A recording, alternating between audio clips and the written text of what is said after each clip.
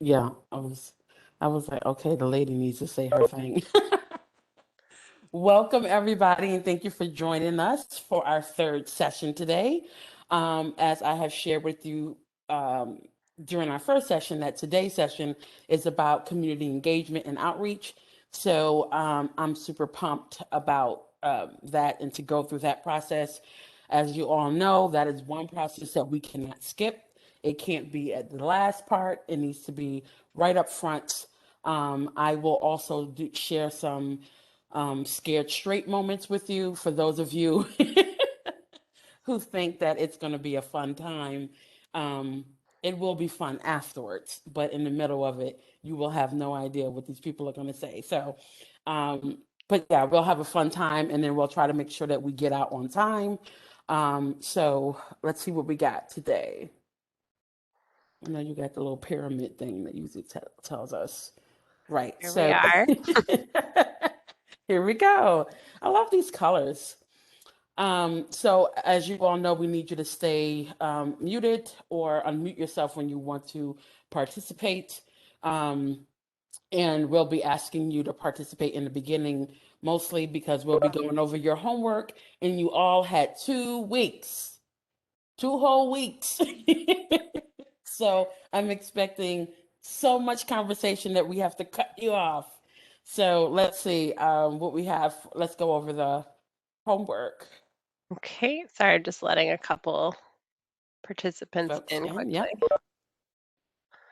Okay. Now, And oh, the other thing as she's pulling that up is that each session is cumulative, so we feed off of each one. So the overview, and then we're going into are you ready for development? And now we're talking about community engagement. They build off of each other. That's why we have the little steps or the pyramid, whichever way you see it. And then we are not doing this as a lecture, so we want to make sure that you can get as much out of this as possible. For those of you who have gone to grad school, urban planning, and all that kind of stuff, or real estate, like Maggie and I have, you don't get this level of detail because they don't have time to do that. So please make sure you try to get as much out of this as possible. And the best way for us to do that is to give us questions. So that we can make sure we help you process through your development process, whether you're a beginner or you've done this before. So I'll let Maggie take it from here. thanks, Stephanie. Um, I just want to add to what Stephanie said about the course being cumulative. The assignments are cumulative too. So, if you are hitting a road bump with an assignment, please reach out to one of us because we want to help you work through that. Because at the end of this, you should have basically like an executive summary. Um, the beginnings of a business plan or a plan that might turn into a pitch deck, something that you'll be sharing with your stakeholders who we're going to learn about today, um, or your people you're asking for money from, or lenders. So we really want the assignment to be something you're building on each week.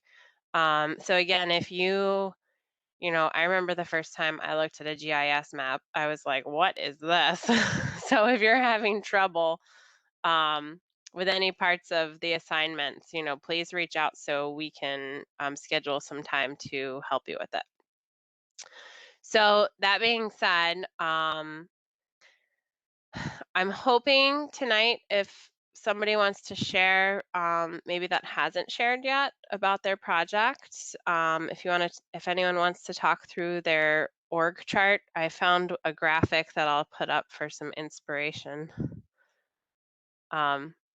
That Stephanie said, it reminded her of Schoolhouse Rock. Schoolhouse Rock, which is very true because these images are I hilarious. mean, yeah, my era. Um, so this is an example. It's a little silly, but if you're still up here at like 40,000 feet and not sure what direction you're heading, yeah, 1995 internet.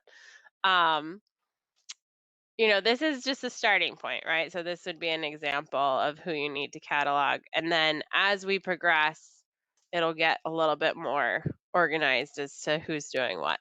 So does anyone want to chat about their org chart or their team?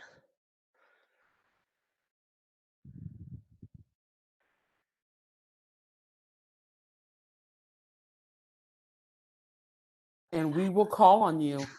There's Silence. no hiding. There were at least, last time I checked, there were at least 8 submissions, so I know at least 8 of you could speak to this. There's no shame here.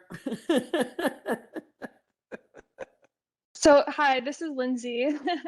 I can talk a little bit about what I had put together. So the project that we're envisioning is, or that I'm envisioning, is is one that is in the very early stages of development at Home Leasing. And so the org chart that I had pulled together is it doesn't identify any individual companies or contractors or partners because we're still trying to define who those folks are. We're kind of issuing some RFPs and doing walkthroughs and that kind of stuff. But the way that I had organized it is it kind of mirrors the way that our company is structured. We have a development team, and within there, I kind of branched off the design team and the engineers, the environmental team, folks that we contract with, like a finance syndicator who we try and figure out how we're going to get some equity in the project, our lawyers, sort of all the folks that we would need in a development process. And then we have our construction company who contracts and subcontracts and works on our WMBE commitments, and site supervisors or the contractors, all this kind of stuff. And then we have a management team as well. And so the folks in that little bubble included the regional manager, our community leaders who are kind of the leasing agents, maintenance. And then we also have a board of directors that, have to kind of remain involved in our pipeline and agree with our projects and the ones that we're going after. So that was kind of how I had envisioned the organizational chart for this particular project. And then ideally we'd be filling in some of the details as we figure out who we're actually working with. Nice. Yeah, it's totally fine to leave placeholders. Sometimes you might have I'm sure someone here probably has an example where they know, for example, who their attorney is, but maybe don't know who their architect is yet, right? So could be in any kind of phase. Does anyone else want to talk through their project? Org chart?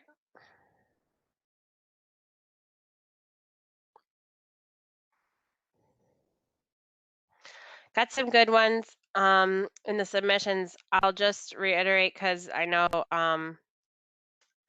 there's been a couple people that have come and gone to the live session. So if you want to just resubmit the working document every time, you're more than welcome to do that.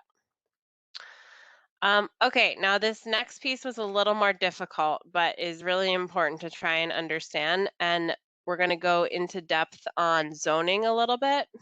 Hold on one second, Maggie. It looks like Alma says her mic isn't working. So Alma, if you wanted to participate, maybe you can put some of what you wanted to say in the chat. Yes, And please. then if your mic ever gets itself sorted, you can unmute and join us. I just wanted to say that. Sorry. I do not have you muted on our end, so.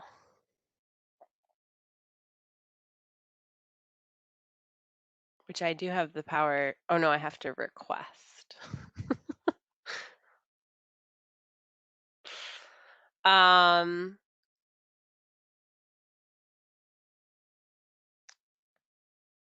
Yeah, Alma, if you want to chime in, please do anytime your mic starts working or in the chat, like Stephanie mentioned. I see Alma's org chart uploaded, so. Hers is like a really nice, pretty version of the 1995 clip art one I shared. Alma, that's a good point and perfect segue for our class today. So in the org chart, there's no space for community and government. So that's an interesting point that I think Stephanie's going to be touching on later. You know, it's certainly something you want to consider including. Okay, so moving on to question 2, just for the sake of time here, does anyone want to share their journey finding their tax parcel information? Any concerns or issues, or did anyone find out new information going through this process?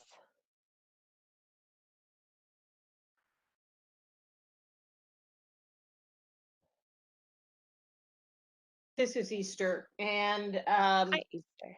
hi. You just have to help me out with terminology. What's an SBL? That's a great question. So the tax parcel has an address that identifies it, right? But sometimes addresses change over time. You know, new roads could be built or abandoned. And so the parcel has an identifying number that's assigned to it. Thank you, Stephanie. Section, block, lot, SBL. And the section, block, and lot each has its own number. So you'll normally see like 93:1-05. So that's section, block, lot. And it's just a way to track the parcel over time without worrying about changes in address. The other thing that you sometimes see, if you have, let's say you have a lot and it's big enough to build 2 single-family homes, and it's one tax parcel. Well, once you build the 2 single-family homes and have to sell to 2 owners, you have to split the tax parcel. That's how they say it. And then the SBL is designed so that once that tax parcel is split, you can then say 93-01-05.1. And then there's your new split tax parcel. So the reason that it exists is because it's easier to change and track over time than a physical address. So thank you for your question.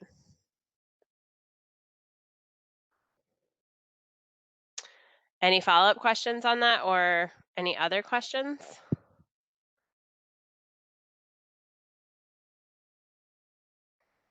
I'll just add some comments on that. Also, you'll need to know that for if you're getting land surveys, if you have, if you're in Buffalo and you're trying to follow our green code, you'll definitely need to know that because sometimes you'll have to combine lots to create one project or one building.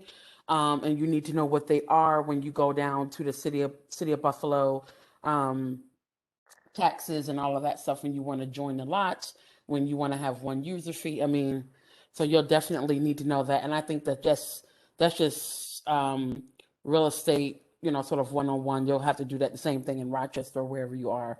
You need to have that SBL code. Yeah, and if you're gonna write an agreement with someone to, co-develop, or if you are a CDC and you're gonna have an agreement with a different organization to give you development permission, you're gonna need to know those codes. And to Stephanie's point, when we do a little bit more research in the coming weeks, as we enter the feasibility section, you're really gonna need to know that so you can look up things like zoning, and have that conversation about your site. Okay, for this next one, we're going to let you share. I'm going to turn it over to Stephanie, but does anyone have anything else on those building blocks of numbers 1 and 2?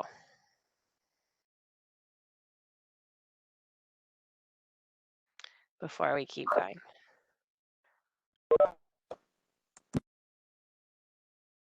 Okay, so we asked you to make a list of people you think are stakeholders in the project.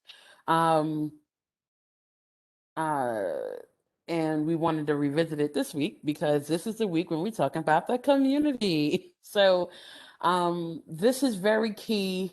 I just want to know maybe if you can put in the chat, yes, I have, or if you are curious, like, or I need help to find that, can you put that in the chat as we move forward? For those of you that are participating from Rochester, we will definitely touch base with our Rochester counterparts at City Hall that we've been working with for this um, project to see if they can lend some additional help and resources. And for those of you who are in Buffalo, Erie County, obviously Maggie and I will be able to assist you to make sure you can find out how to reach your block club, well, your community stakeholders. But yeah, so let's go right on into the first slide.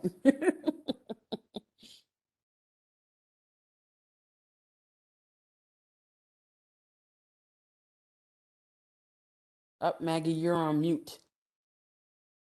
And she's like, I'm talking to Alma about how her audio is working now, and I was on mute. So I think Alma's here now. She called in. okay. Do we want, Alma, do you want to go before we get started?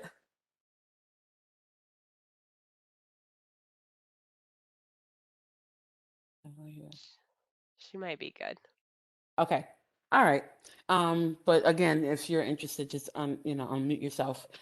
So goals of session 3 is to introduce the concept of community engagement.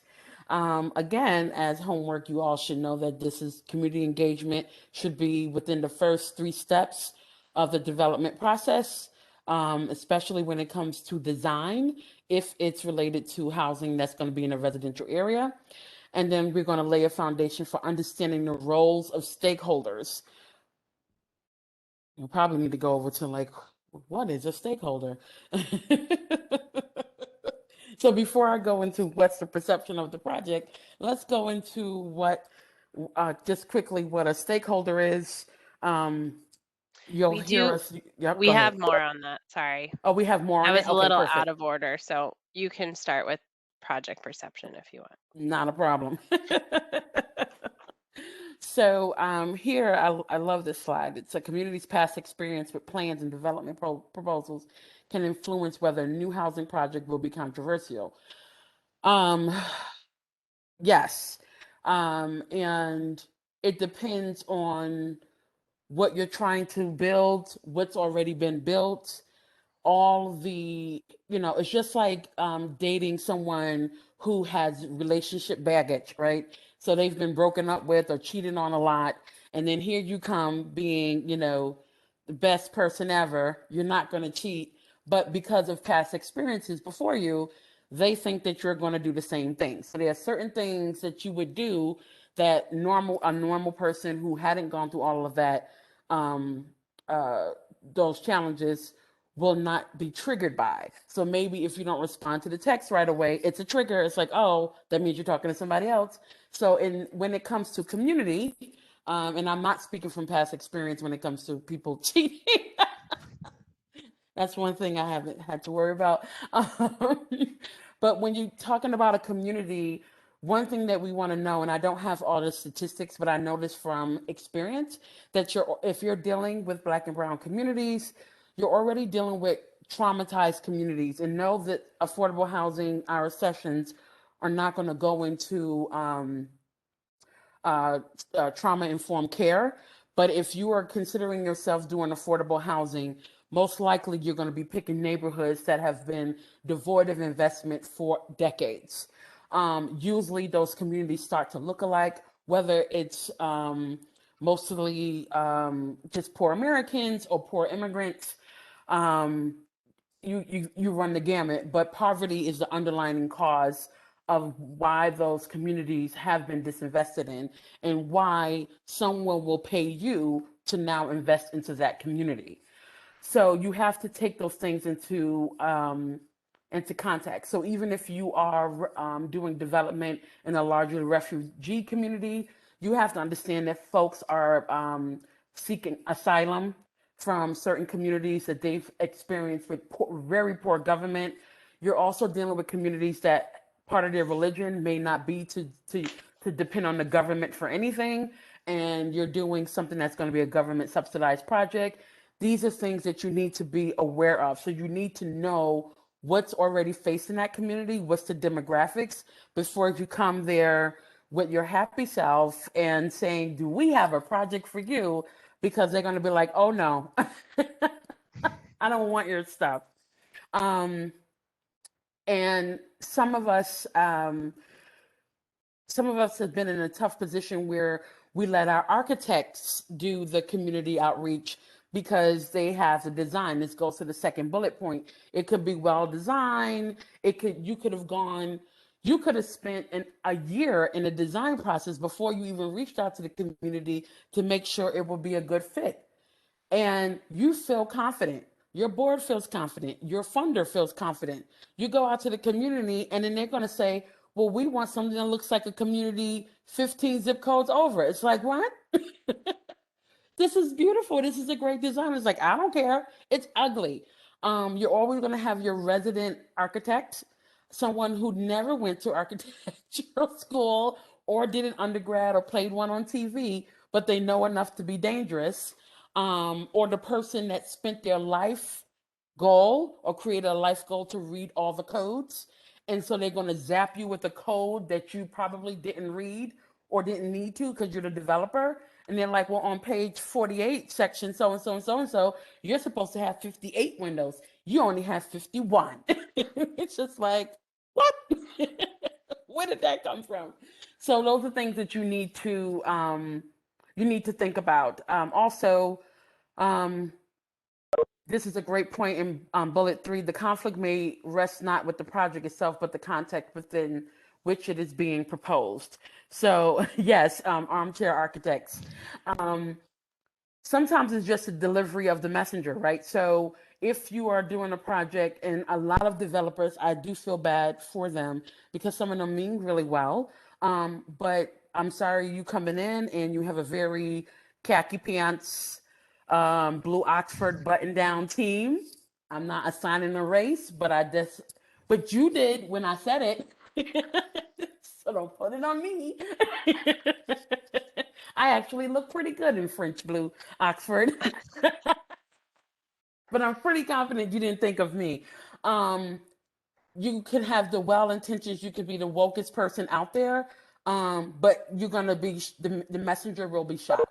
I've known architects myself that have interracial marriages, and so they feel like I get a pass, and it's just like, well, I don't know your spouse, so you don't get a pass. I go and I see you go by what I see, and I've already assigned things to you that are beyond your control. So I don't know if you were raised in an impoverished neighborhood and you're the only person in your family to ever go to college, and you're making more money than your parents. I don't know that. I go by what I see in this khaki pants and button down shirt, and I'm assuming that you're some rich person from a better neighborhood coming in telling me what to do in my neighborhood. It's not fair, but it's reality. So we have to really think about all these things, all the baggage that's already in the air. And you just said your meeting is going to be at 6 o'clock and you have finger sandwiches for everybody. It's not going to be well received if you haven't thought through some of these things. Everybody is going to have their own form of prejudice. Doesn't matter if you have a person of color presenting to a group of color. I've done that, and they still hit me with paper and still were angry with me because then they thought that I was selling out. So it doesn't matter if I look physically like you or not, if I'm your neighbor or not. It goes into you're standing up there and I'm sitting over here. So we need to figure out a way to do things. So we can go into the next slide, and then I'll go into some deeper ways to help you out. Fantastic. So this is one of the reasons why you want to engage the community early. Another thing that I think I'm speaking to all developers, whether you're new or you've done this before, please, if you can just write this down or just commit it to memory. How you stage the meeting is everything. Do not set up tables in rectangles. That's a board meeting that is already setting up conflict. You always want to set up things in circles because that says community. That says, I want to hear from everyone and there's no hiding there. Everybody, we can see everybody's face. That says equity, inclusion. And whether you thought about that, whether you learned about that in school or not, or it's a money talks, whatever, you want to make sure that you set it up that I want to set up this meeting for success. Now with COVID and pandemic, people are saying, well, we're doing this through Zoom. You want to set up the most inclusive Zoom that you can. You want to have it interactive. You want to have ways that people can put stuff in the chat. There's surveys going on. You want someone that's leading this thing that is the most charismatic and engaging person you can get. And I charge by the hour just in case if anybody. All right, gave yourself the credit. I was going to give it to you, but go ahead. Just joking around. It's So, true. yeah, so you want to create this, you want to create a conversation. Why engage the community early is because it's important. But the other question is how to engage the community early. That's when we talked about in sessions 1 and 2. Do I have an advisory committee assigned to this project? That's why we asked you in your assignment, have you defined or figured out who your stakeholders were? You, even the folks that you know are going to be the naysayers or the one they call the mayor of the neighborhood, they need to be at the table, even if their answer is no all the way across. They, it's just like in a relationship, they say when you're not arguing, that means the relationship is down circle, going downhill. As long as we're communicating, whether it's, I don't like you, blah, blah, blah, we're communicating. That means you're passionate enough and you care enough to still push your opinion forward. If you have folks saying nothing, that's your worst problem. You may think, oh, well, that was a good meeting. It was nice and quiet. Because those people are going to show up 500-fold at your zoning board meeting and say, I wasn't communicative. I wasn't at the meeting. You're like, I saw you. I pulled your chair out for you. Like, no, ma'am, I never saw this person before. I wasn't communicated with. So you want to build allies. You want to figure out there are going to be some naysayers. They're still an ally because they are defending something anyway. They may not be defending your project, but they're defending that community hands down. What you want to do is whoever you find when you're starting those conversations early, do the kitchen table conversation. Just pull them aside, have a coffee. They'll come, they'll meet with you, and they're going to be like tight-lipped and, I'm going to be mean and I'm going to be whatever, but just be respectful and get those opinions out there. They may tell you it's not even your project. I just don't like John on your board. Like, John? What? Like, I didn't even know that. You may be surprised what's going on behind the no, no, no, no, no. But have that conversation, treat that person with respect. They have a valid point. We're back to your emails now, Maggie. Yeah, you know who did that? The cat. Hold on. Sorry. See, you need to engage that cat early on. Oh Ask my him God. or her, how do you want to see class go on today? But as I was saying, once you create those conversations, get them early, figure out who those naysayers are and who your allies are, get aligned with them pretty quickly. And then the other trick that's not labeled here, but start doing your public outreach process, whether you feel like, well, we're not there yet, we're not really prepared, we're in the pre-development stage, just start tossing the idea around them in the beginning. Document those meetings. Follow up those meetings with a letter to the House, if it was just a few of them, or an email. If you're dealing with a mostly senior population, the letter to the House would be great. If it's more of a young urban group, sort of young pioneers, whatever, you can send an email saying, thank you for attending our conversation on whatever. I enjoyed hearing that. You don't like anything with red in it, highlight whatever the thing may be. I look forward to future conversations around us beautifying whatever the neighborhood is. You always want to make sure that you understand that you want to enhance it. When you're engaging the community early, you want to use words like, you don't want to say, I want to, in like sort of planning speak, you want to say, we want to revitalize so and so. Okay, maybe not. Find out what that neighborhood used to look like, and then you want to say, we want to bring back the historic brick buildings, because maybe in that neighborhood, that's what they were known for.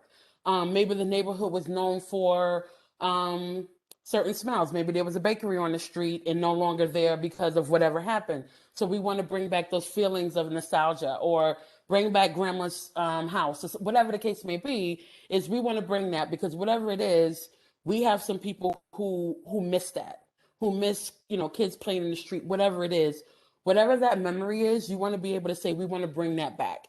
Because sometimes using some of our planning language, people say, well, what you trying to say? You trying to say, if we're not beautiful now, we're ugly? What are you trying to say? So you will get that, but make sure, again, one of the things I said, you never say project, it's a development. You don't use jargon.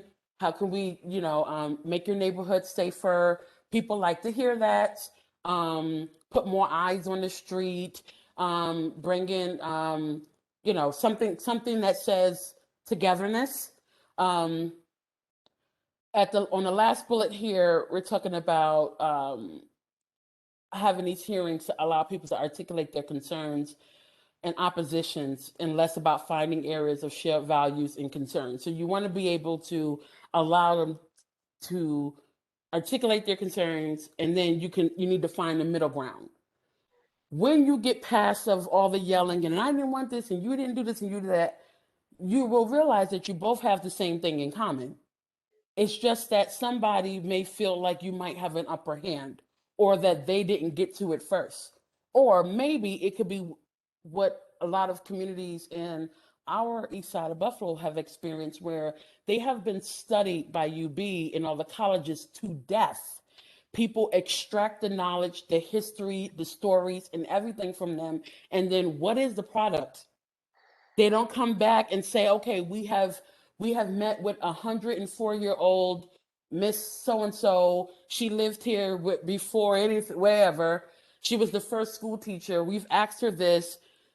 She gave us this information. We've now written a book for it, got a $100,000 grant from the Kresge Foundation, and thanks for your information. Absolutely not. Absolutely not. We can't allow people to keep extracting and not giving people back something. So the one thing you definitely don't want to start with when you're engaging community, and I will stop talking because it seems like you guys got some really hot stuff coming in through the chats. You want to make sure that you don't start off with a survey. Don't do it. You're like, oh, a survey. Oh, you're gonna ask it. We already answered that 20 years ago. Or there's been and I love how they say, we saw this little girl. She came up down the street asking us questions last time. Like, well, yeah, she was a census worker, and we're not the census worker. They're like, no, I've already answered the questions. So, or you get mistaken for the Verizon person trying to give you FiOS or wherever. So those are certain things that you want to do. I saw something from Christiana and a few things from others. So I will. Yeah. Cristiano was adding that, especially in Buffalo, there's probably been a lot of research that you can access via UB on your neighborhood. It's Christiana. That's actually like a million years ago. We worked on that Mid-Maine project. We had a couple with Heart of the City. We had a couple of outreach meetings for it. And it was like one of the first outreach things I did when I got my job at PBN. And I vividly remember I'm at a table with elderly women, predominantly African American. And I remember they all looked at me and was like, we've already answered these questions. And I'm like, I just moved here. I didn't know. I'm sorry. So I've literally had that happen to me at meetings here in Buffalo. Like, don't ask, they've already given their time and work and, you know, attention on so many failed and never fulfilled projects that you're just another person that's dreaming of changing their neighborhood and then not actually going to follow through in their eyes. Yeah. So don't make Yeah. them do that labor for you again. No, and then do your research. You're a developer. You're going to make a developer fee. Do your research. See what's already out there. See what's already been asked, and don't ask it again. There was another comment or something before we go on to the next slide. Yes, Teresa has a good question. So I know you said no surveys, but Teresa's wondering, can you ask community attendees what they want to see in the revitalization? Yeah. So, Therese, what you want to do, and this is something that Heart of City does, we call asset-based community development. So you want to, I'm not telling you that you need to adopt that approach, but you want to kind of guide them in a way where they're looking at the more positive portions of the neighborhood. So mapping. So if you're doing an in-person meeting, you want to have as many maps of the neighborhood around and say, you know, this is where your grocery stores are, this is where the schools are, this is where these are where these assets. What that's going to do is shut down the we don't have this conversation, because that's going to happen right away. Well, we don't have parks here, really. And Christiana knows where I work, so my service area in the beginning was the Lower West Side of Buffalo, and people would say we don't have parks, we don't have green space. And I mean, my jaw was to the floor. You have an Olmsted Design Park, you have LaSalle Park, you have this, you can bike to Canada, and you have no green space. Like, what?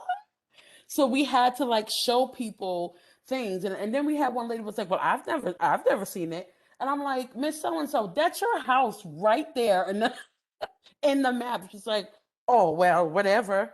So it's like, if you can say, would you like, maybe the question is, would you like more access, right? Because maybe they have these things, but they haven't figured out, they feel like maybe that's for other people. That's for people who bike ride. That's for people who have a dog. I don't have those things. I'm just a senior citizen, whatever. So you might say, okay, they need access. What would make them utilize these things more? And maybe if you were thinking of building an apartment building, maybe you might want to set some money aside to put in benches to make people have space, to create the conversations. Like, you know, as a planner, I got to use that jargon. This is like placemaking. So how can you make the place where people can really live, work, and play? Your built environment piece is just one piece of it. But what are other ways where people can utilize that neighborhood a little bit more so they don't see it as a dump? And they just see it as what it can be or what it used to be. That was a long-winded answer, but again, as I told you guys well in advance, I'm pumped. I'm just going to add, Stephanie, to that answer you gave Teresa. There's an exercise that I've done on the government side, not as a developer, but it's a concentric circle exercise. So basically like a big Venn diagram. And I like the idea of it for this question because it hits on something Stephanie's repeated a few times in this class. It's the first circle is, what can you remember in the past about your neighborhood that you really loved? Then you have present, what do you love now? And then future, what would you like to see? And when you draw them on a circle with people, you can put things in buckets where they overlap. So there might be something from the past that's missing, but you want it in the future, or maybe something you want to see in the future that is new, and there's a space for that. So it's just it's a way of brainstorming, and I think again, if you're entering into the process early with the community, and you can't give people everything, No, but no, you will never make them happy, right? you can kind of have those conversations around about what they used to like and what they want to see. So Absolutely. um Thank you both. You got it. Oh. Oh, Sorry, go ahead, Stephanie. I Maggie. just want to say one more thing. Oh, now I'm going the wrong way. So is it the cat this time No, that was again? just me. So the other thing I'll just add, because I know this happens in Buffalo, and so I'm assuming it happens in Rochester because we're similar sized cities and communities. Two things you never want to happen before you do community engagement. One, you never, ever, ever want to see your project in the press before you've engaged the community. And two, you never, ever, ever, ever want City Hall to send a rezoning letter to your neighbors before they know about it. Right? So those are two big no-nos, and they often intersect. Yes. Oh, thank you so much for mentioning that. Yeah, no. Stephanie doesn't do it, but Yeah, other people do. if your city hall, I know this is recorded, but let's just say your government entity is not known for doing things fast, and all of a sudden someone of the neighbors, they get this notice out. That's the one thing that they seem to get out really, really fast. And it's just like, why of all things would you get that out fast and not allow me an attempt to do that? So in their defense, usually they have certain regulations of their funders through HUD or federal funders that require them to do their own type of community engagement. All they're doing is sending a letter saying 123 Main Street is asking for an easement. 123 Main Street is rezoning to multifamily or R3, blah blah blah, and your voice can be heard on this thing. Then that's what starts the rumor mill. And before you say, "Oh, okay, well, we having a community meeting about that on Friday," they've already cooked up the thing to put you on the stake. So what I always do, and you all can use this, is that we have Nadine in our City of Buffalo planning. She's also a planner, so I'm always biased towards her, and she has the best shoes. If you're a person that loves shoes, she's got it. Anyway, I always go to the planning board, whether she's there or not, and I ask them, can I use your outreach list? So before they put it in the zoning, I use their list, plus I use the mail, the postal mail one, because the postal mail, they're not going to be sending their the direct mail list. I think it's called the direct mail list. And those are the people who you get every Saturday, that little glossy thing that looks like coupons or whatever. You'll pay for it, but it will save you a nightmare in the long run. So not only are you making sure you're reaching out to the list, because the city's only going to do within a 1 or 2 mile radius, but you're always going to get the person that's in the 3 and 4 mile radius. It's like, well, I was never notified. And then they're going to say it's a secret. It wasn't a secret. You're not within 500 feet of the project, so they feel like you're not going to be bothered.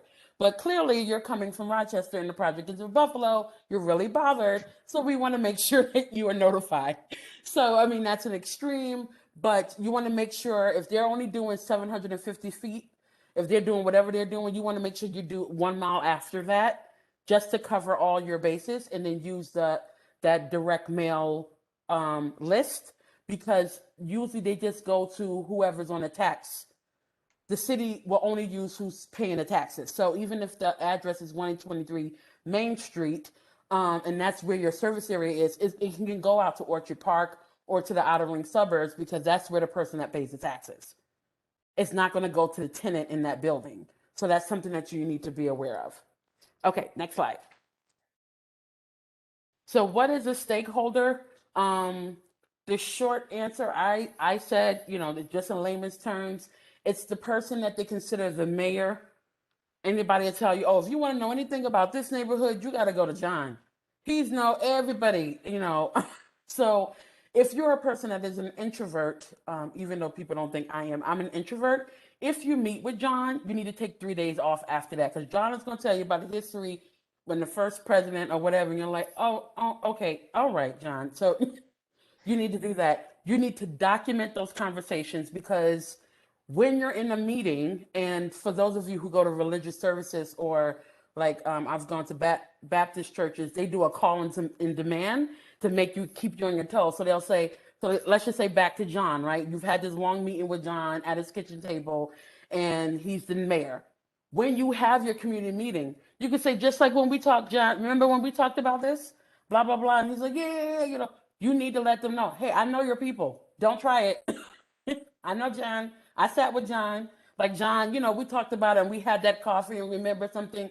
And just to be able to say, I got you, you know, we've had these communication. Or Kelly, I already know, I knew you were going to mention that because you don't like people parking near your beautiful begonias. But, you know, as we talked about, other people outside of you, Kelly, do need a nice place to live. So start being able to single out, and you see politicians do this, like the Joe the plumber, and then this person.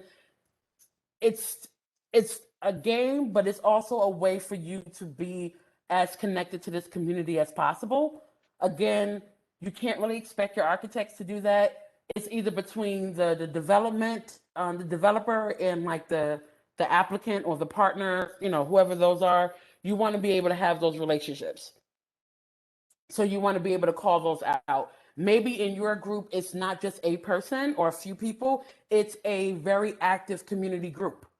So if, you know, for those of you who are in Buffalo, if you are doing something in the West Side and you have very engaged groups like Push Buffalo, you want to make sure you met with them first to say, hey, this is what I'm thinking about, and then see what their thoughts are on certain things. Now they could possibly still say, I am not for your project, but you still want to make sure that they're invited to the process because they have their stakeholder in that community and people will side with them and consider them leaders. So you want to make sure you have all those people at the table.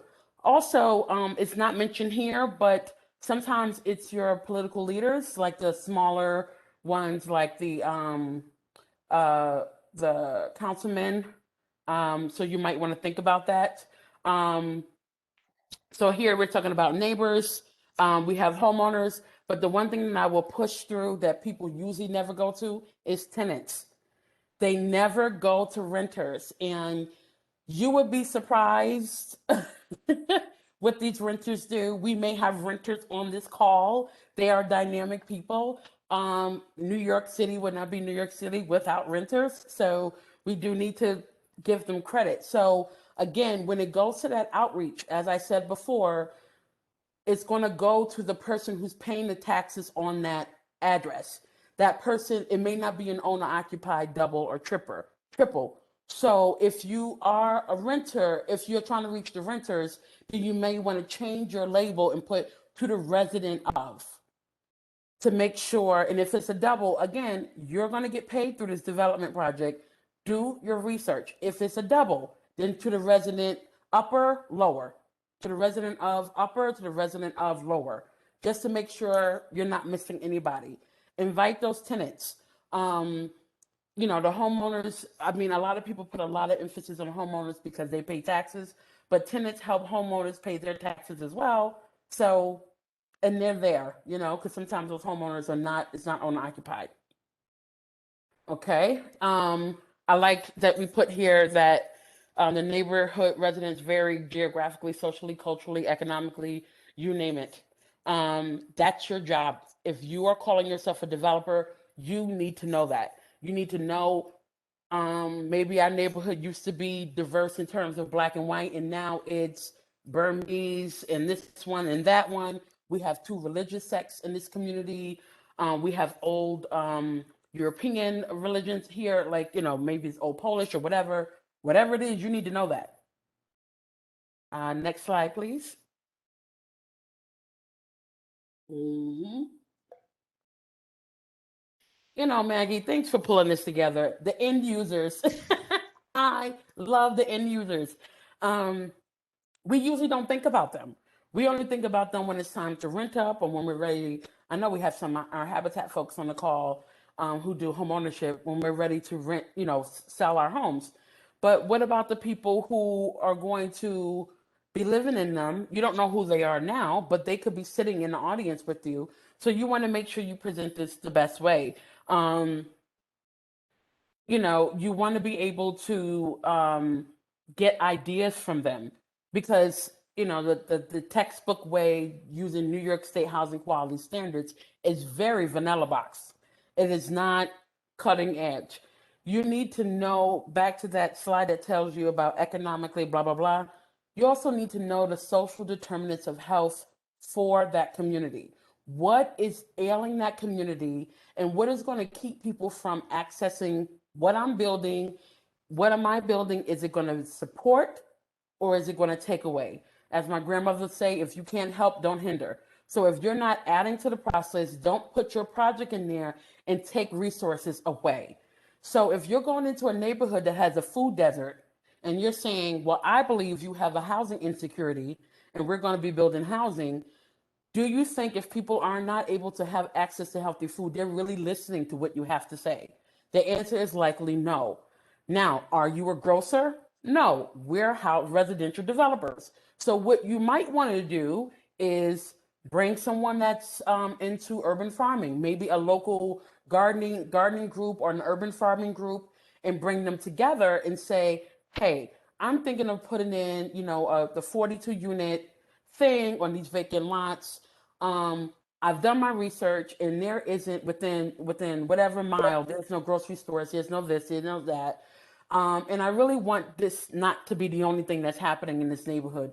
Would you be interested in coming out to our community meeting and gauging, again, maybe survey or asking people, would they be interested in having a grocery store? Maybe you're doing a mixed use development where the first floor is all commercial. Well, maybe you can have a small grocer or an indoor farmer's market during the wintertime, because we're all in upstate New York at this point, so we know it gets cold, so you can't have our farmers out there. You may want to be able to offer that service. Maybe there's no health clinics in that neighborhood and it's mostly seniors. Maybe go to another place and say, hey, would you be interested in opening up an outreach clinic? A small outreach clinic for whatever in our commercial space on the first floor. Maybe there's no childcare places. Maybe there's whatever. You really want to know what is other things going on, because people are going to hit you with all these things, and that's not your job. You're not going to be building daycares and school centers and all this other kind of stuff. But if you're worth your salt, you're going to make sure that community centers, those executive directors or those program people are at those stakeholder meetings, and you want to put them by name. Today, I'm joined by ABC, Lisa of the YW that's in the neighborhood, John that is has the urban farm or whatever. This one over here from ABC Construction. This one, you want to say these are the people that I've talked with. They're going to recognize those people. So you want to say I'm ahead of the game. I'm aware of these things, and then state I am not here to address those. I'm here to do this. But I understand that if we work together, if there's resources coming into the neighborhood, we want to make sure that these things are available. Anything anybody wants to add to that, or Maggie, anything you want to add before we go to the next slide?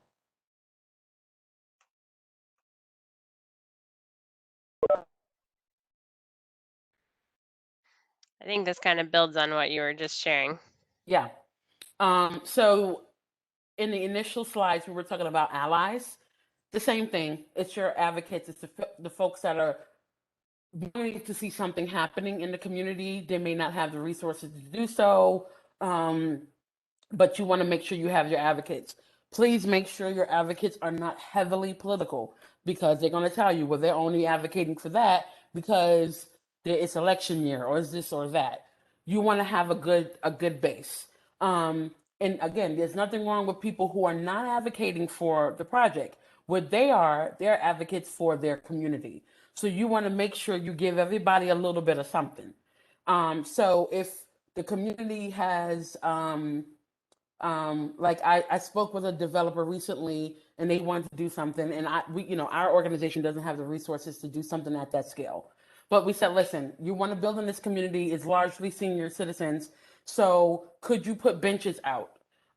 Could you talk with the NFTA to put bus shelters out? Because they're mostly pedestrian and they're exposed to the elements. There's, if it rains, it snows, everything splashes on them.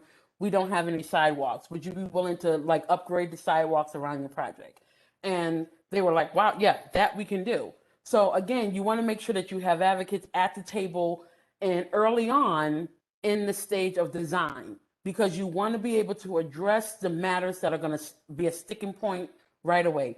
If parking is a sticking point in the community that you're proposing your project in, already have that at the thing. Already have your defense on that.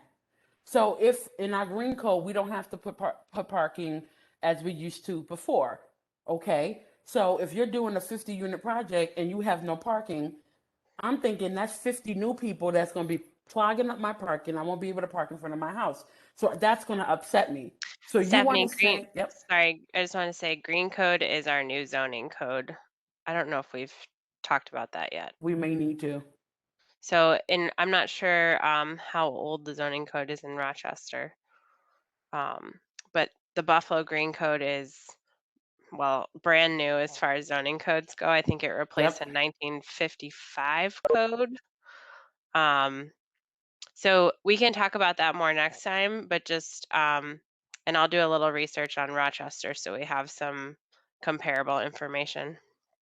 Oh, Lindsay says Rochester's is about to be updated. So we'll talk a lot about zoning next time then.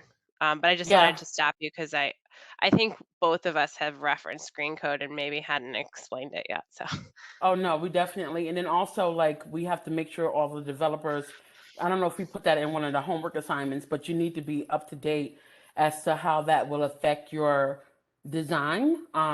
Again, like the person that was looking to do this larger complex, people are going to be expecting parking to be somewhere. Well, it doesn't have to be for a green code, but for those residents on that street, they know 50 people of those 50 people, somebody's going to have a car.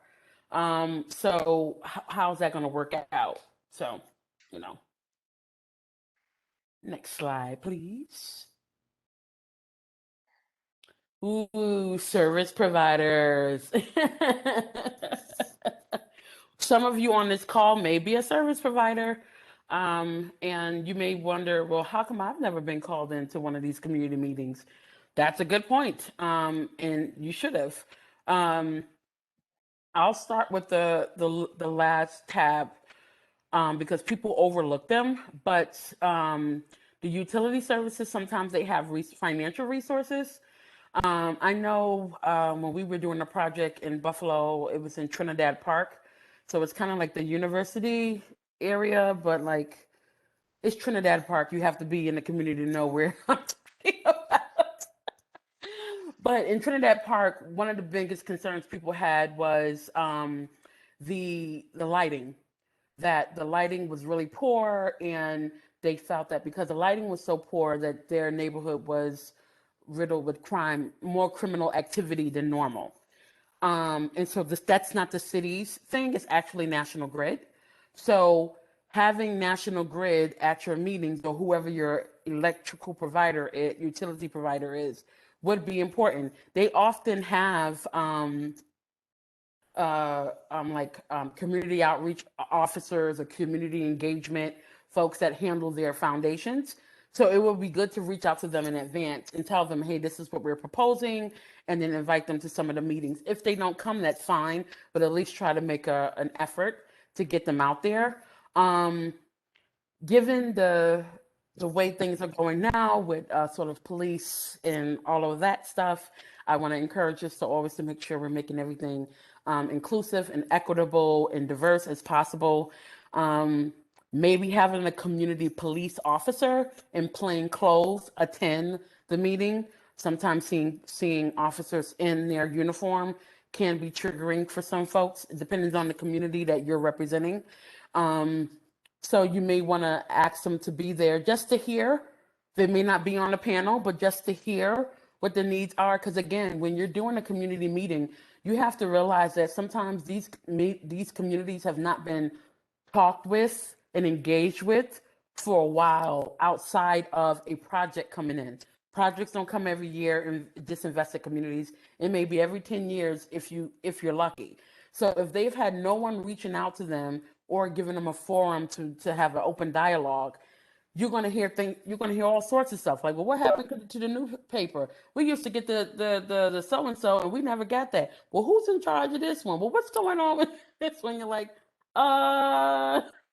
we're here to talk about affordable housing. They're like, oh, okay. But what's going on with the bus route? So you just want to make sure you're aware of some of those things. And that's a simple conversation with your council person saying, hey, we're going to have this meeting. Before we do that, can you just hit me with some hot items that people are calling you about, so that we can just get that out in the air and tell them who the resource is to deal with those issues. I often have a lot of my meetings at libraries. Some people use local churches.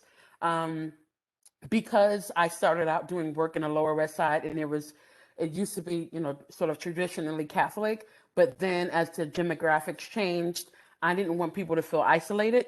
So we started holding them at the libraries, and the libraries were so like, you're going to have a meeting here? And I'm like, yeah. They're like, we're so excited. And so I noticed that we got really great turnout at those meetings. Schools, some of the schools, they're trying to call them community schools, where school is out, where you can have a meeting there. And also you have an opportunity to turn some of these places into community stakeholder locations, because people would have said, oh, I never thought I could have had a meeting at the school, or I never thought I could have used the library for this. And then Block clubs now have a place to meet, so you could be creating some opportunities for people that weren't there before. And as it's getting warm, get a tent. Let's meet up at the local pocket park. Grab your lawn chair. And let's just have a quick conversation again in a circle to open it up for communication. Next slide. So we talked about elected officials. I will not give a lot of time on that, but depending on where you're going for funding, most likely most of you will be using state dollars. So not that you're going to get the governor there, but make sure the state representative of those organizations are involved. You don't get them involved early on. You get them involved when you've met with the community, you know what the concerns are, you're further along into the project, and you're going to be going to the state for funding. So you just want to let them know, you want to invite them. They most likely will have their chief of staff or their program director at that office participate if they themselves are not able to make it, but that's fine. But make sure that they're always engaged. And then also, sometimes a lot of the community members aren't aware of who represents them. So you can say, some people say, oh, no, I'm in Maston, or I'm in this district. Well, they've changed the council districts. And so like, oh no, ma'am, you're in so-and-so. Like, what? Well, so sometimes when I say going through the asset mapping, it's really good to have your first development engagement meeting as an asset mapping exercise so that people are aware of what resources. And I would tell you, for all your community group, your human service agencies, make sure they flood your thing with flyers and informationals and all that stuff. So whatever you can't cover, those groups are getting paid to cover that. It should be there. If they're doing, Silver Sneakers yoga and Pilates, have the advertisement there, and all the stuff in those places. Next slide. Not to make him unmute himself or talk, but we are joined by Mark Boyd on this in this class from Crystal People's office. So we're glad to have you, Mark. And she is the majority leader. So happy to be here.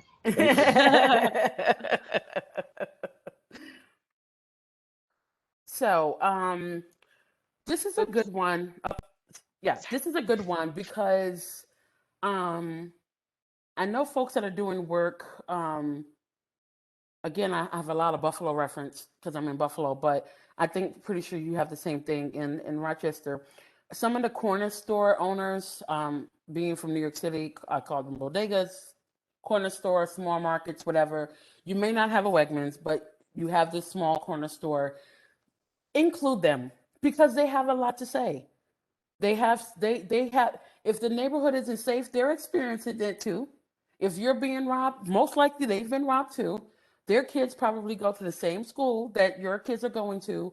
And it's not a us versus them. So they chose your community because obviously at that time it was affordable to have a business there. If they've been there if they've been there for more than a year, invite them to your meeting because they are a business owner. They have something to say and they probably would love to see other investments coming into the community. So I think I would definitely reach out to them. Um, and we have here the real estate, building real estate interest. This is a group that folks never really think about inviting, but people from BNR, Buffalo, Niagara area of realtors. But it's good if the realtors that are selling homes or doing commercial, that they know what's coming in to the community because again, um, not to commodify your neighborhood, but this helps everybody because when there is growth, money follows money. So even though you're not able to address all needs in that community, by you making that $1 million investment, because nothing you guys are doing on this call is going to be less than $1 million anyway. So $1 million or more is a lot for a neighborhood that hasn't been invested in over the last 10 or 15 years. So you want to really realize what that is. That does give you a sense of power, but use that to benefit the community and say, listen, city person, if I'm doing so what I did, and we're this small itty bitty organization, I said, for every $1 million we're investing, we're asking you to give us a complete street. That's all we're asking. To reprioritize your public works dollars, that if we're going to put in for every $1 million we're putting in, let's just say it's a $2 million project, that you give us a complete street. And they did. And I was just like, oh, so you can ask. But it doesn't hurt because, again, when you hear people saying, well, we don't have this and we don't have that, so 9 times out of 10, they do have it. But the thing is they don't know how to access it.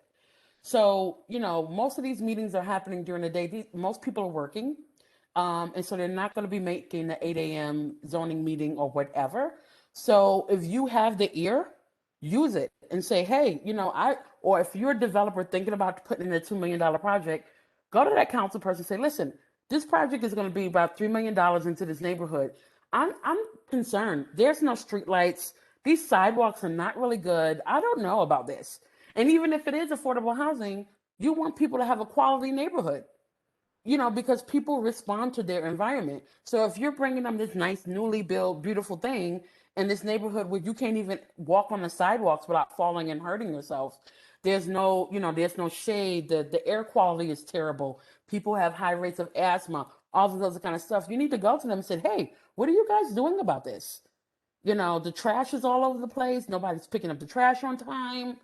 What's going on? So there are other things that you can use. You yourself are a stakeholder, even if you don't live in that neighborhood. Next slide, please. I would just add, Stephanie, if you're looking for business owners, sometimes there's business associations.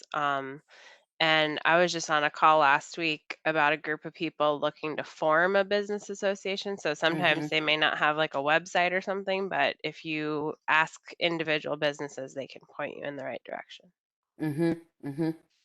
Anyone else did we forget any stakeholders before we start talking about engagement?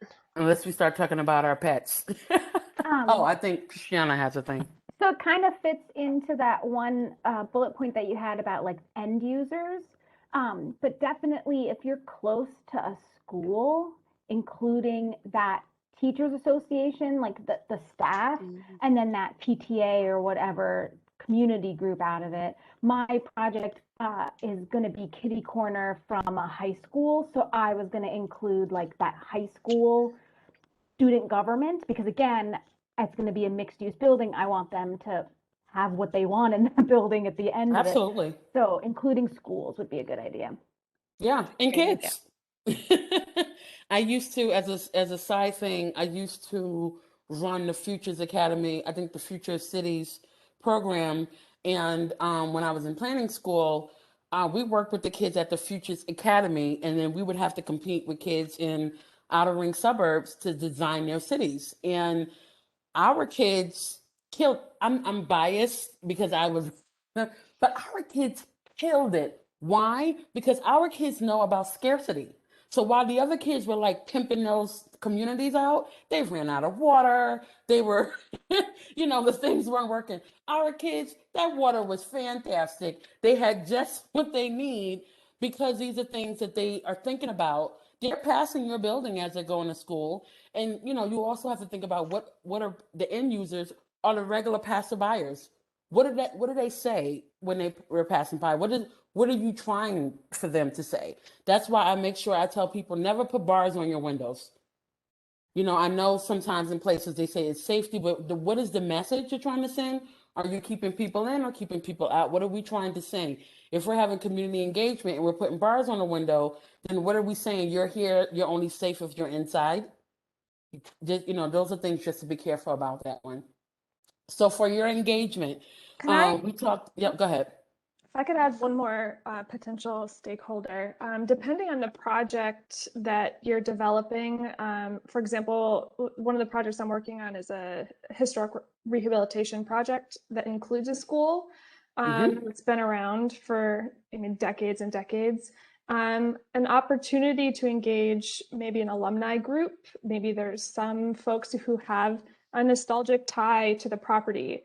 Or if the parochial campus engaging past parishioners, folks who have a real emotional connection to the project that can either offer support or insight to the workings of the property, the buildings. It's another wealth of information. Yeah, or if there was a recent demolition of a major anchor to the community, maybe I know a lot of churches have started merging, and so maybe they had to tear down a building or a school was turned down or something. Maybe people who used to go or attend or something like that to tell you what that meant to them, so that even if you are reusing that space that now to you it's a vacant lot, but to them it was the safe house in the neighborhood. You want to know that history because it can be very offensive to folks who had such a personal tie to that entity, but is no longer there or has been vacant for such a long time. So thank you for bringing that up. In terms of engagement, we did talk a lot about this. I would just say, in addition to the bullets that we have here, be very clear about what you're proposing. People could smell, from a mile away. So just be very clear. You're not a superhero. If you're doing, like Lindsay said, we're doing an adaptive reuse of an old vacant school. That's what you're doing. Hi, good afternoon. Today we're meeting about proposing School 191, an adaptive reuse to turn it from what it was, an elementary school, into 48 apartments. I just made that up. Okay. Do not say we're here to revitalize your neighbor. No. You're not doing that. You are doing what you said on that proposal to the funder only. Then you say, and today I have brought and I have sprinkled in the audience the past principal, the past whatever, this one here, some folks, a lot of familiar faces are around here. I've met with all of you before, and now this is the chance for us to meet together to talk about what we would like to see for the design. Now, if you've already designed it, then you're not going to say, what would you like to see? And then you're going to say, well, I have a sketch here. No. Not only should your information be reliable, it should be factual. So what are you meeting with them for? This is a beginning meeting about what we want to do, and you say we, with Old School 191. As you all know, it has been vacant. Some of you went to school there, blah, blah, blah. It's been vacant for the last 20 years. The city of Rochester put out a proposal for someone to adapt it for another use. And we call this meeting to figure out what you guys want to see. We already know that it can't be a school again because the demand isn't here. What are some thoughts? That's it. We're not revitalizing anything. We are really talking about just that building. We're not superheroes. We're not increasing people's determinants of health. Not doing it. We're just talking about this building here. Then you can go from there. What you want to do, I love that we have this inclusive process. You want to make it equitable. You want to make it diverse, and diverse not in terms of black and white. We're talking about diverse in opinions. If your neighborhood is changing, if it's mostly senior, you might not get a good response to having young families coming in, because to them that's noise.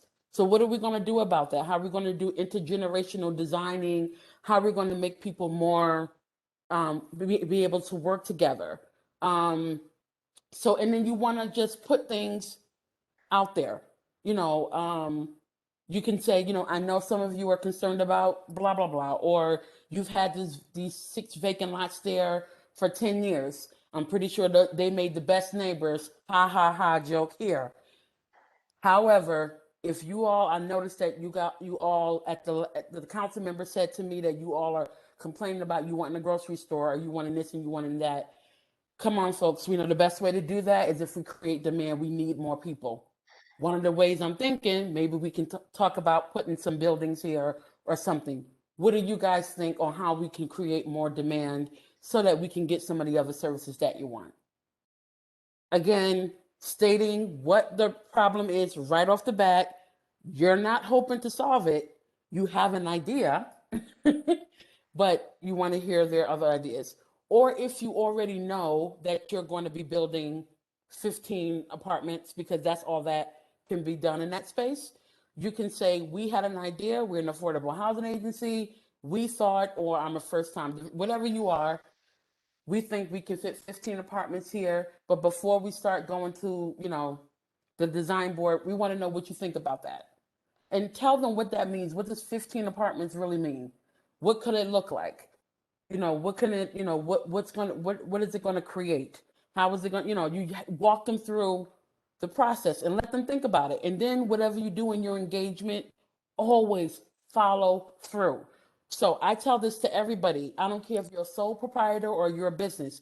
Create a landing page the day of your meeting. There should be a landing page for School 191, so that if they're on Zoom and they're saying they're doing the research, they're typing, they pull up School 191, your organization pops up with the landing page and it says, these are the people involved, this is the proposed development, and here's the schedule of community engagement events. There should be no guessing. You should stay transparent. You owe that to them. You owe that to yourself, and also your architects and all the people on your development team. They're hoping that you get this right, because community engagement can make or break your project. So if you're a sole proprietor, make sure that whatever you do, you have a landing page, a Facebook page, so that, and you can tell people, we have an open communication. So if you tag me, we respond to comments every Friday. Whatever it is, but make sure you're consistent and you follow through. Next slide, please. That's huge. So I love this, Sherry Arnstein. This is really good. I like that. So I love this one, degree of tokenism. You don't want to do that. So this is a ladder of like how to make sure you have yourself sorted out. You don't want to be doing, people can smell from degrees of tokenism down to non-participation from a mile away. All that's going to do is gaslight people. And when it's time for common councils or public approvals, that's when you see the people who might not have show up. And it's always hot for some reason. Like they show up and it's hot. People are aggravated. The heat and is they're either like, too yeah, high or yeah, they're there's no air hot. There's no conditioning. water. There's no refreshments. It's nasty. It's just gonna it's create an environment for nasty. So I will tell you my experience and two bad experiences that I had, and then we'll move on to the next slide. So we are an affordable housing organization. And so we thought we had ourselves together, I being the executive director and an urban planner. So again, community engagement is my jam. However, I walked into a situation where the former executive director, community engagement was not her jam. She did not document all the communication that was done. I'll say this person did not document what was done. This project had started out in 2003. Before I was there, I was just graduating graduate school at that point. So I came onto the organization in 2007, and I walked into ladder number one. People were starting to do this pay to play. They tried to stack the board because they thought if they were on the board, that would give them more power to get certain things done in the community. It was really challenging. I thought that we had allies. We didn't. The citizens, the Common Council decided that because they didn't want to touch this hot topic issue, that they were just going to say, well, let the community decide. That was funny because the community wanted to like put me at the stake. It became racial real quick, and I did not anticipate that. Because as a planner, the numbers didn't lie. This was a very low income neighborhood. They needed these kind of investments. Gentrification was at the door. We needed a way to have mixed income communities. We needed to make sure people had a good quality of life, and the best way to do is to offer this development and have it subsidized. So again, I thought I was a superhero. I had a very light community meeting with just the neighbors around the area. Just kept it light, just thinking we're just going to be in the backyard, have some stuff, whatever. I remember eating a figs from one of the neighbors' tree. Beautiful, great experience. Go to the planning board, we got blasted. And it seemed like they would not cut them off. Like it just kept going on and on and on. And I'm there, and my hair was much longer than this situation and others caused me to do the pixie cut. People were like, well, we will agree to it if you allow quarterly urine tests for your tenants. And I'm sitting there just writing this down, and my architect is like, mouth to the floor. And we got this design, and I'm like, what? And then it's like planning board is supposed to be about the material. If the material works within in the neighborhood, this material works. These people are talking about urine tests. I'm not a doctor's office. What's going on? And they started going on. And then then they had this one lady who I think should get paid if she like to go to funerals for people who weren't liked, but you need someone to like do a boohoo. She starts crying. She's like, and I could just imagine my children waiting at the bus stop getting killed by your tenants as they roll down the driveway with their Hummer cars and killing my unborn children. And then so I forgot I was on the mic, and I'm like, wait, is she pregnant? And then the architect is like, oh, you can't ask that about women. I'm like, oh, who's got children? And it's just, but you don't even know. I may want a family plan. And I was just like, so your imaginary children are going to get killed waiting at the bus stop, not in front of their house, but in front of our building 4 blocks away. And our low-income tenants at 80% AMI, which will be the highest, have money for a Hummer, which is at that time was $100,000 car. Really? They will be over income. And then they said, oh, all it's going to be is, they said that I was going to pack it with my friends, and that then it started getting racial. People saying, well, I should have known when they hired a Black executive director, she was going to bring all of her friends. And I'm thinking, bring all my friends, it's really going to be gentrified. So I don't think you want that. And what does that mean? Like, what do you think I do when I'm not at work? Like, what kind of vision did you conjure up in your head? All sorts of things, and people crying and just wailing, and then the one planning board member was like, she's so distraught. We just have to, we can't even vote on this. She's just so distraught. And I'm thinking, but I paid for this time. I want my time. And this lady's crying.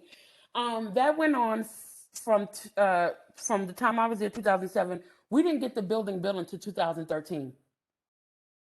Those people wailed so much that they started going to our funders and saying, how could you diss our neighborhood by inviting, and mind you, not 100 units, not 50, it was 8 units. 8 units. And so they started crying about the weeds, right? The high weeds and grass that we were we cleaned and greened it that entire time from 2003 to 2013. Even though we didn't own it, the city owned it, we cleaned and greened it. And the one girl was like, I know it's spring when I see those purple flowers. And I'm like, come on, sister, those are weeds. It is weeds. And the pollen is like, she's just like, that's how I know. And now I will never know when it's summer. Like, you can't go outside. What is going on? And so we started doing other stuff around the neighborhood. So we did Brush Up Buffalo, where we painted 13 homes over a weekend with 600 volunteers around Western New York. I mean, I went in whole hog. I'm like, I'm going to show you guys that we're in it to win it. Those people that we painted their house were so poor that our agency, which is teeny, had to pay for homeowners insurance for them because they couldn't afford the homeowners insurance for volunteers to paint their home. At the next planning board meeting, those same people showed up and were like, we don't want them poor people living here. And I'm like, what? You're so poor. Our tenants are going to be higher income than you. What? So Wow. do know that doesn't matter what the process is, stay to the course. Stay true to your mission. We are an affordable housing agency. We're in it to win it. We've gone beyond that. We stayed at our own cost. At our own cost, we kept trying to do small projects to keep money going at our own cost. We are, at that time, it was only a staff of one, that was me. I wasn't able to bring on staff until that project was done when we built the Capitol. We have now, I think it's 7 of us now, but I've been where all of you were. I know, in my mind, I knew this was the right thing. Vacant lots are like missing teeth in communities. We kept it in design with the neighborhood. Now people, they love it. They call it, those homes, aren't they just gorgeous? I saw the one lady that asked for the urine test during the garden walk. We participated in the garden walk, and she was like, and look at this, isn't it so beautiful? And I'm just like, I wanted to turn on the hose, the hose that goes like this to like get around. But stay the course. You're doing the right thing. If your heart's in the right place, stay there. I think this would have still happened this way, even if I wasn't a person of color or a woman. I think people just conjure up the thoughts that you initially said when we asked, what do you think of when you think of affordable housing? People are coming from traumatized communities where people have these large buildings and really poor management. They have been taken advantage of, and you don't see these property managers. It's high weeds and grass, nothing is taken care of, and they conjure up all these horrible things that have happened, and they had no control. We live in a fear-based society, and you want to make sure that you understand what's already happened before you go in. So I know we're over time, but those are some really good principles of community engagement. Again, being honest, being truthful, and I would say also is here, being transparent. Be very clear about what you're trying to do, and don't waver. Do not waver. Be honest with people, saying, hey, I know you usually don't like these projects, but I would like to invite you to be on the committee. Because maybe that person has something to say. Engage often, engage early, and engage often. And have that Facebook page or some kind of landing page that tells you the details of the projects. You don't want to leave anything guessing. Next slide, please. So, we kind of touched on this a little. So during the pandemic, most of the engagement has been through Zoom or Teams or that kind of thing. Depending on your audience, those things work okay. But I always follow up with snail mail. Just like, we're having this meeting, you're invited to. If you're unable to make it, because most people are not able to make it because we don't know their shifts, you just give them the details of the project. Just like you're introducing it to the funder. This is what we're planning to do. This is our proposed plan. We plan to meet up with the same thing you have on the landing page. Just make sure everything is consistent. And for the love of God, give them a contact person to reach. If you have questions, give them a real number, even if it's a Google number. Call here between the hours of blah and blah where you can talk about this project. That's it.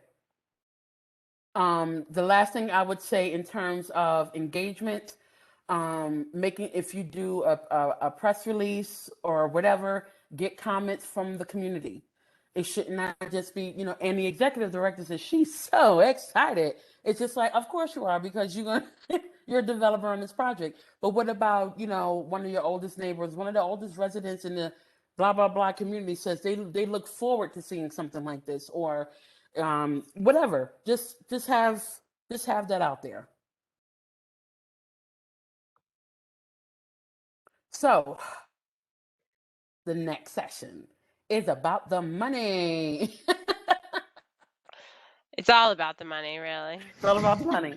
So you learn about appraisals, and that's when you start looking in a reason for why some of you, if you're looking to do vacant lot infill, when it comes to getting appraisals, that's why you want to do infill projects, because appraisals look at the entire neighborhood and they go by what they see. So, we want to say people, they're not seeing the beyond the picture or the potential of the community. They're saying high weeds and grass, no one's taking care, chipping paint, nobody's pulling permits, and this is a dump. Okay, well, if you don't have the appraisal numbers aren't good, you're going to have a hard time getting somebody to give you capital. So you may have to do some soft development before you do your bigger project. You need to understand zoning. We'll talk about that. The environmental concerns. We're in Rust Belt cities. Guys, the soil policy, $30,000 a pop. You get down there and somebody was like, oh, it was a historic burial ground of I don't know what. It was a gas station. What? You name it, I've experienced it. The one that we did the project for that took forever. For some reason, it was a dumping ground for toilets. I don't know what happened, what was there. An old mayor used to live there. I don't know if he had 40 bathrooms, but it was like unlimited toilets. I was laughing. I changed the slide. I'm just like, oh yeah, almost says tires. People use it for bulk trash locations to have parties. Tires and TVs. Yeah, have a rave, do what you got to do. And then you need to know your market, and you need to know what realtors are looking at. You need to look at what appraisers are looking at. You don't want to overdo it, right? So if you're like, we're doing luxury housing, great, but you're near a cemetery. I don't know about that. So let's think some things through. We want you thinking like developers. Again, we all knighted you. Maggie and I knighted you as developers in the first class. So you are developers. I will be expecting high expectations from all of you, because you can't say I didn't know. You've been warned. Next slide, please. That's it. So It should be the homework, right? yes. Okay, Maggie, you're up. All right, so this one might seem a little intimidating if you've never done one before, but I think it's worth going through the exercise because this is a really great tool that you can employ when you are having those discussions with the community, with people that are going to give you money, or pretty much anyone else that has questions about the project, because it makes you think through what the strengths are, the weaknesses, the opportunities, and the threats. Mhm. So I'll be circulating this. The key thing to remember, I always separate them out so that strengths and weaknesses are internal and opportunities and threats are external. So that's a good way of thinking about it. So, because I always mix up like weaknesses and threats, but Mhm, if it's mhm. something that you can control, it's a strength or a weakness. If it's something you cannot control, it's an opportunity or a threat. Mhm, So mhm. this, a SWOT analysis can be 15 pages. We're not looking for that here. Just a simple, couple pages description of your project, and just trying to identify where those issues might come up. And this can be as it relates to the community. It could be as it relates to financials, environmentals, really anything you can think of. And we'll be revisiting this in the next class. Yeah, and you want to make sure that even if these are tough questions, and we meant for them to be this way, because again, by the time you're done with our series, when you go before the state or whoever and you're defending your project, you've already done this, so that they can't surprise. You're ready. You need, whatever football term, your best offense is your defense. I don't know about sports, but I heard somebody say that before. You just got to know, you need to be ready. So like she said, S&W is inside, O&T is outside. Community engagement could be a strength. It could be a weakness and an opportunity, right? Because if you're an organization of one, like we didn't have the capacity to really get out there and get people engaged and all that kind of thing, and it backfired. So you really need to think about that. If you're a sole proprietor right now thinking to get into residential development, you don't have a lot of teams, so you need to think about, well, what strengths do I have as one person, and what's a weakness? I get hit by a bus tomorrow, this project doesn't go anywhere. Those are the kind of hard conversations that you need to have. And again, if anyone needs help, just shoot Stephanie or myself a message, and we'll try and chat with you before next Monday. Yes. So thank you all for your evening. Try to stay cool. Enjoy this bomb, whatever. Email us. We usually try to get back to you as fast as we can. Maggie's much faster than I am these days. Yes, you are. I'm struggling, but I look forward to these sessions. I can't wait to see some more detail on your projects. I think it's going to be great. Please make sure you're filling out those surveys. Get caught up on your homework. It's for your benefit, not ours. And if anybody gets funded for their projects during this process, tell your story. We would like to share it with others. So have a great evening, and I'll see y'all next week. Bye now.